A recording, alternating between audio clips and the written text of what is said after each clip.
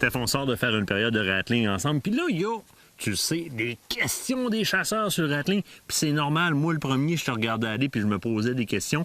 Première des choses, quand je t'ai vu chercher le bon habitat pour faire du rattling. Exactement. C'est la première affaire, il faut que tu regardes. Parce que c'est simple, c'est qu'on va attirer le chevreuil par le son des cornes. Oui. On va simuler une bataille. Si tu n'as pas de vision, il va venir quand même, mais tu le verras pas. Le bois sale, par Le bois exemple. sale, là. on le sait qu'ils sont là. Fait que là, ce que tu vas faire, c'est que tu vas essayer de travailler tes transitions. Tu vas essayer de travailler un bûcher ouvert. Tu vas essayer de travailler un champ. Tu vas essayer de travailler un bord de lac où est-ce que tu vas le forcer à s'en venir. Mais ce que tu veux, c'est au moins essayer d'avoir une vision, je te dirais, d'à peu près 60 mètres. Tu vas avoir des options de tir, là. Bien, t'as pas le choix. Il faut quand même que tu puisses le voir, l'analyser, identifier ton gibier, être sûr que c'est un mâle, parce que les femelles rentrent quand même sur le rattling aussi. Ils sont curieuses, ils Ils sont viennent voir. curieuses. Puis si tu fais une chasse sélective, que tu veux pas tirer le premier jeune mâle qui va rentrer, ben il faut que tu sois capable de bien l'identifier. Fait que première chose, tu essaies de voir, c'est de la vision. Deuxième chose que tu regardes après, tout de suite, là, le vent. 99% du temps, le chevreuil va rentrer le nez dans le vent. Et voilà. Tu m'as chicané tantôt, je ne l'avais pas. Et voilà. Tu le sais comment. Puis regarde, je dois être rendu à ma 12e bouteille cette année, OK, à la chasse.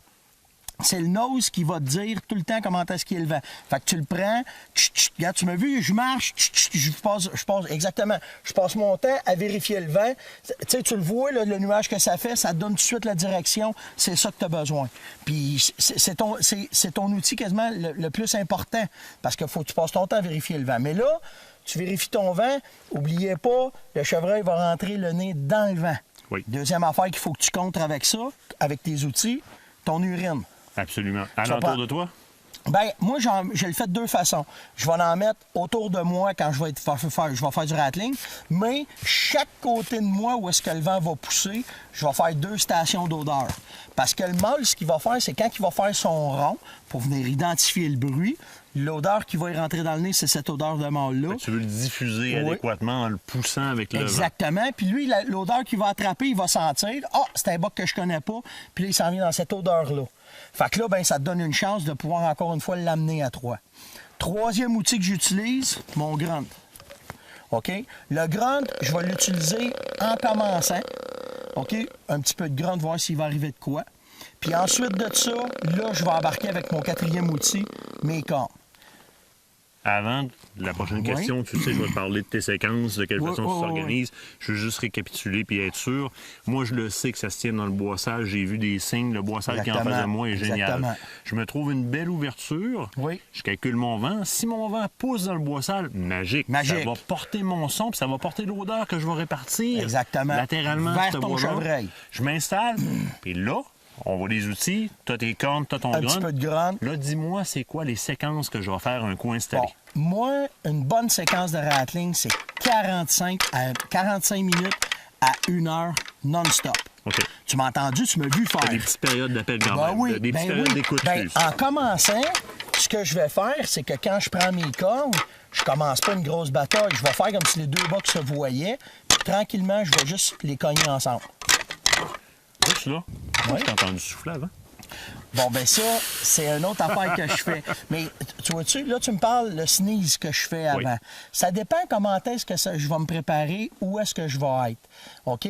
Mais si j'ai une bonne ouverture, là, je suis vraiment quasiment sûr que j'ai des signes, puis que mon boc est proche, avant de faire mon grunt, je vais faire le fameux sneeze. Ce call-là, le chevreuil fait ça pour intimider, pour avertir qui est là, puis dire « Hey, si tu viens, tu vas voir, tu vas te chauffer à moi. » C'est un son qu'ils font avec leur nez, OK?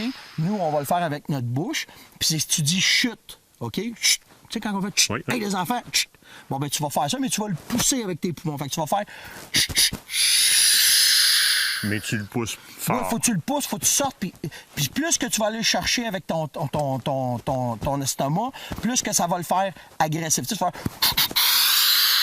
OK. une fois. C'est ce que j'ai entendu tantôt. T'écoutes, il n'y a rien une autre fois. Là, il n'y a rien. OK? Là, on va imaginer la femelle est là, les 2 bocs se voient, burp, burp, ils vont s'intimider. Burp, burp. Il a fait son sneeze. Puis là, ils vont venir se rencontrer. Tranquillement. Petit au début. Oui, je vais juste y aller comme ça. Je vais faire ça 5, 10 minutes de temps. Là, naturellement, à un moment donné, tu commences à avoir les biceps qui chauffent. T'en profites de faire une période d'écoute? T'écoutes un petit peu, 1 minute, 2 minutes. T'as trop chaud au biceps, 4 minutes si tu veux.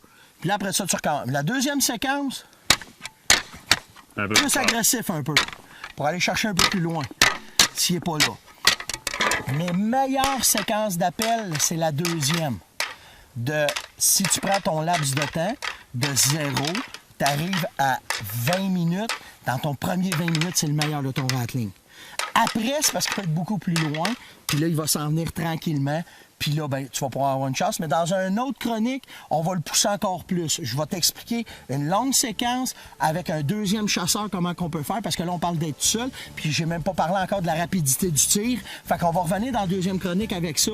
Puis là, on va être capable de pousser encore plus. Mais là, on vient de faire la base. Ça fait quand même le vent, l'habitat, nos 4 outils de travail. Puis là, les séquences qui vont durer 45 minutes à 1 heure. Puis là, on va avoir du succès. Steph, un gros merci. Ça fait plaisir. On en reparle d'une prochaine chronique. Absolument. Merci.